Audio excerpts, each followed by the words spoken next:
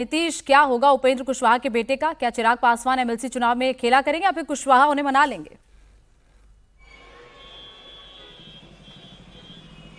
देखिए, अभी तक जो नामों की घोषणा हुई है उसमें 8 नामों की घोषणा हुई है, लेकिन उसमें एक नाम जो है वो उपचुनाव का है। यानी नीतीश कुमार की जो सीट खाली हुई थी उससे वो सीट रिक्त हुई है। तो वो जो उसके लिए जो गणित चाहिए वो नहीं होगा जो कि अभी चाहिए। यानी 7 सीटें ऐसी हैं जहां पर 24 वोटों की आवश्यकता होंगी हर एक सीट के लिए। तो ऐसी स्थिति में अभी इंतजार करना होगा। उपेंद्र कुशवाहा ये कह रहे हैं कि परसों नामांकन की अंतिम तारीख है, तो परसों तक का इंतजार करना चाहिए। यदि 9वीं सीट पर एनडीए चुनाव लड़ने का फैसला लेती है और ऐसी स्थिति में फिर ये देखना होगा कि क्या दीपक प्रकाश जो है वो 9वें उम्मीदवार होते हैं या फिर सीरियल नंबर में वो पहले उम्मीदवार बनते हैं। तो सब कुछ इस बात पर निर्भर करेगा कि नवा उम्मीदवार क्या एनडीए मैदान में उतारती है, चूंकि उस स्थिति में आरजेडी कांग्रेस यानी महागठबंधन के उम्मीदवारों में सेंध लगानी पड़ेगी।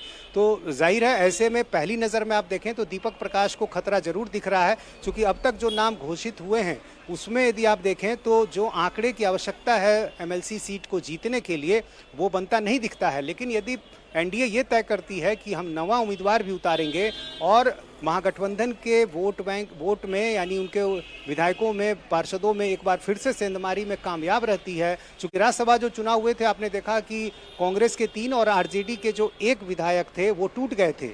तो ऐसी स्थिति में यदि विधान परिषद में भी वैसी ही तस्वीर बनती है तो वो काफ़ी दिलचस्प होगा। इसलिए इंतज़ार करना होगा परसों का, चूँकि नामांकन की जो तारीख है वो परसों खत्म हो रही है 3 बजे, और उस समय एनडीए की तरफ से क्या 9वें उम्मीदवार के तौर पर किसी के चुनाव मैदान में उतारने का ऐलान किया जाता है या नहीं किया जाता है, इसके बाद तस्वीर साफ होगी।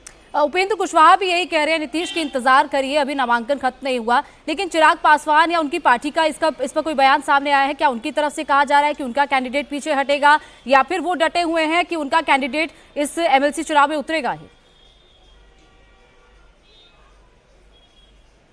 जी हाँ, बिल्कुल। चिराग पासवान ने अपने उम्मीदवार की घोषणा कर दी है। अशरफ अंसारी जो है उनको उम्मीदवार होंगे।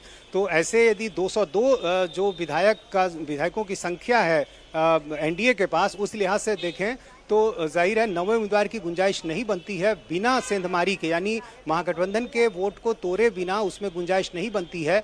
इसलिए यदि चिराग पासवान ने अपने नाम की घोषणा कर दी है तो निश्चित रूप से ऐसे में दीपक प्रकाश को लेकर एक सस्पेंस जो है वो जरूर नजर आता है कि आगे फिर क्या होगा। लेकिन ये सारी तस्वीर तब साफ होगी जब परसों नामांकन का वक्त खत्म हो जाएगा और एनडीए की तरफ से भी स्पष्ट कर दिया जाएगा कि वो कोई नवा उम्मीदवार जो है चुनाव में नहीं उतारने जा रही है। बिल्कुल, इसी पर ये टिका हुआ है कि दीपक प्रकाश मंत्री बने रहेंगे या नहीं, क्या होगा, ये सारी चीजें पर अभी सस्पेंस बना हुआ है। बहुत बहुत शुक्रिया नीतीश हमारे साथ जुड़ने के लिए।